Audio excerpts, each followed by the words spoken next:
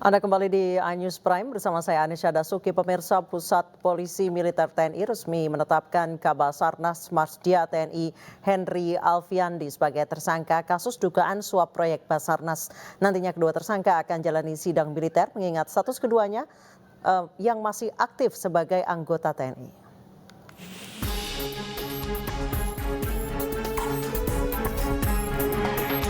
Puspom TNI meningkatkan kasus dugaan suap proyek Basarnas ke tahap penyidikan. Personel TNI aktif HA dan ABC ditetapkan sebagai tersangka. Kini keduanya masih ditahan di pusat tahanan militer. Terkait hal itu TNI akan tetap bersinergi dengan KPK untuk mengungkap kasus ini. Sementara itu karena status kedua tersangka yang masih aktif sebagai TNI, maka nantinya kasus ini akan disidang dalam persidangan militer. Jadi waktu kejadian pada saat atau yang dilakukan oleh HA ini saat beliau masih aktif sebagai prajurit TNI. Jadi proses hukumnya masuk dalam kompetensi peradilan militer. Itu yang pertama. Yang kedua, tentunya kita akan mengembangkan semaksimal mungkin permasalahan yang ada ini dengan terus berkoordinasi ketat dengan KPK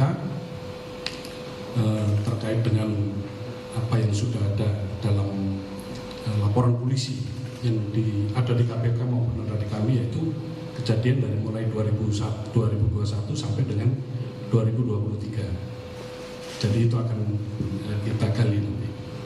Demikian. Menko Polhukam Mahfud MD menjelaskan meski disangkakan melakukan tindak pidana non-militer, namun Kabasarnas akan tetap diproses di peradilan militer. Koordinasi sudah dilakukan tadi malam atas arahan Panglima TNI dan Kasau.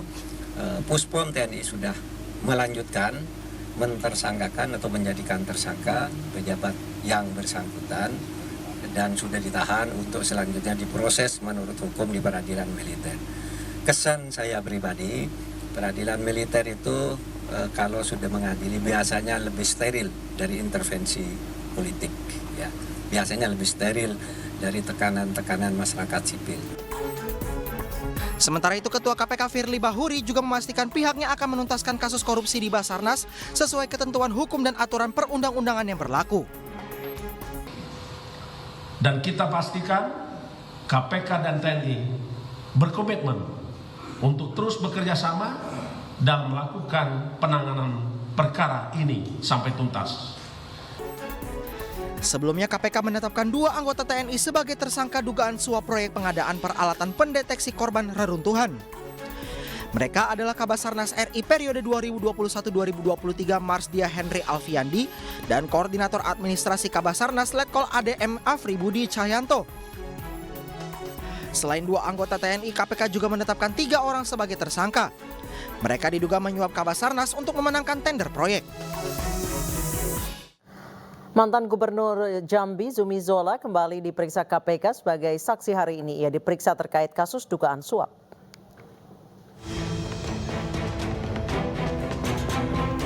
Mantan Gubernur Jambi Zumi Zola kembali jalani pemeriksaan di KPK Selasa siang.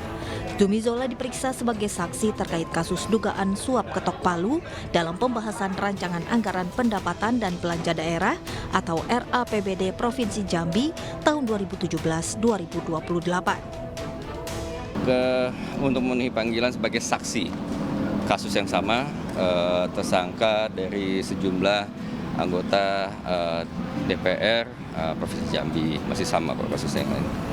Gitu. Tadi berapa pertanyaan? Sama aja seperti BAP ya, karena udah ingkrah ya, sama aja kok gitu. Jadi sesuai tidak dengan yang sebelumnya, saya bilang sesuai. Tahun 2018 lalu Zumi Zola divonis bersalah atas kasus ini dan menjalani penahanan kurang lebih 4 tahun dan bebas pada September 2022 lalu.